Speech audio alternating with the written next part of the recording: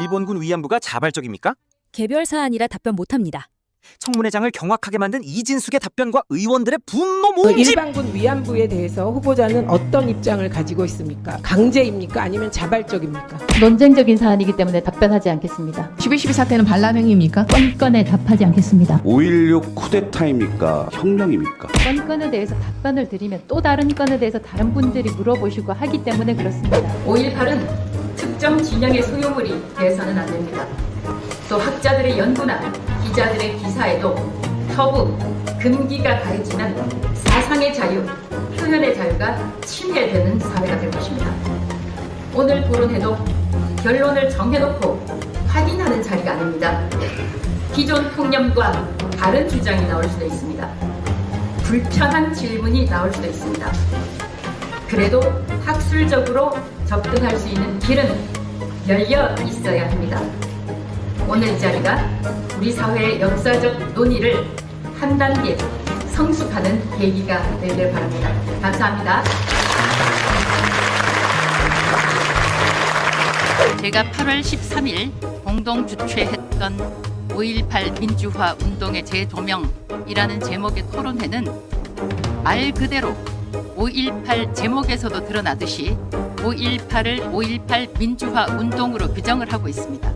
다만 좀 전에 서천호 의원께서도 말씀하셨듯이 5.18이라고 해서 100% 똑같은 의견을 개진해야 한다 라고는 생각지 않습니다. 토론 학술 토론회였고 학술 토론에 참석해서 발표 토론한 분들은 각자의 경험과 전문성을 살려서 각자가 연구한 결과를 발표를 했던 것입니다. 다만 서천호 의원께서 말씀하셨듯이 저는 인사말과 마무리말 중간에 소란이 있었을 때 다 청중들께서는 자기 자리로 돌아가 달라 이런 독려를 했을 뿐이었습니다. 그리고 제가 그 다음날 기자회견에서도 밝힌 것은 5.18이라는 민주화 운동이 성역이 되어서는 안 된다. 토론까지 막아서는 안 된다라는 것이었습니다. 5.18이 발생한 지 46년입니다. 46년이고 민주당에서는 헌법 전문회까지 5.18 정신을 포함시켜야 한다고 이야기를 하고 있습니다. 46년 동안 그 중간에 태어난 어린아이들도 있고 자란 청소년도 있고 청년들도 있습니다. 지금 생존해 있는 모든 유권자들 헌법 전문에 수록해야 할 5.18 정신이라면 이것을 다시 한번 되돌아볼 필요가 있다라는 측면에서 저는 토론회를 공동 주최를 했던 것입니다.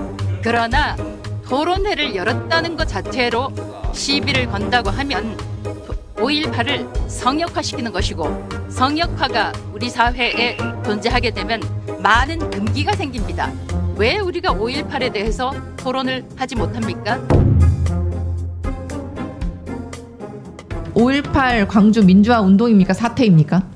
북한군 5.18 개입 광주 민주화 운동으로 국가가 우리나라 정부가 규정하고 있습니다. 저도 그 법을 준수하고 존중합니다. 그 서면 답변에서 대한민국이 그렇게 규정하고 있다라고 돼 있어서 개인적인 의견은 어떻습니까? 저는 개인적인 의견을 말하는 순간 이 건에 대해서는 어떻게 생각하느냐, 저 건에 대해서는 어떻게 생각하느냐 이렇게 되기 때문에 저는 답변하지 않겠습니다. 말이 안 된다고 생각하는데 12.12 사태는 어떻게 생각해요? 12.12 사태는 반란 행위입니까?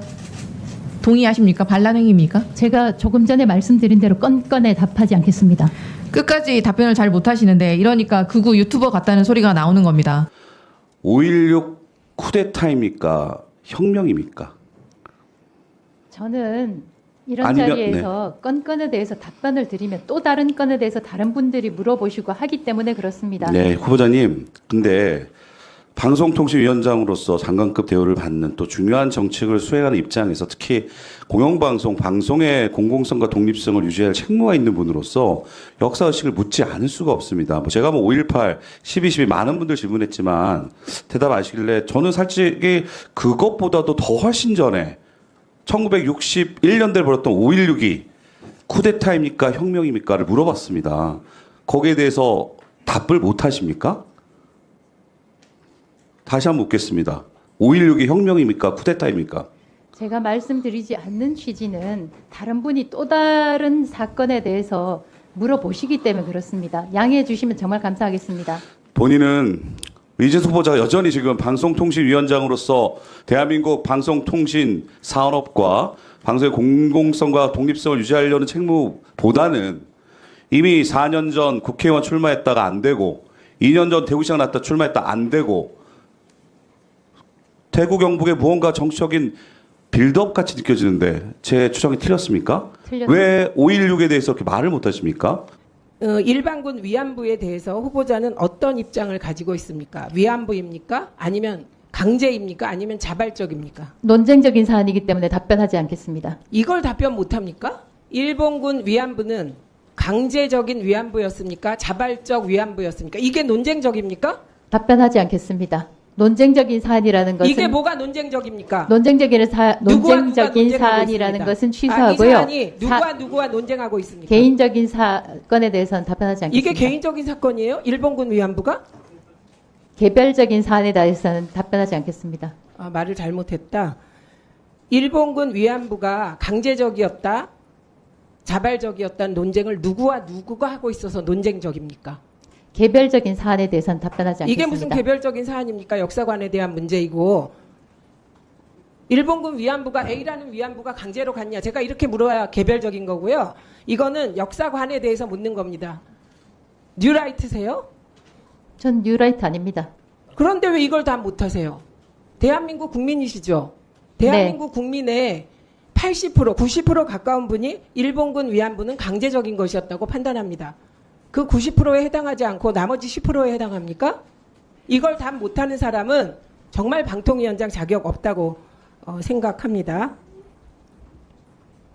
일본의 역사 교과서 왜곡. 일본이 한반도를 식민지화해서 한반도를 근대화시켰다. 동의하십니까? 개별적인 사안에 대해서는 이게 개별적인 답변하지 게 않겠습니다. 아니라니까요. 제가 기자를 하셨다면서 개별과 보편을 이해 못합니까?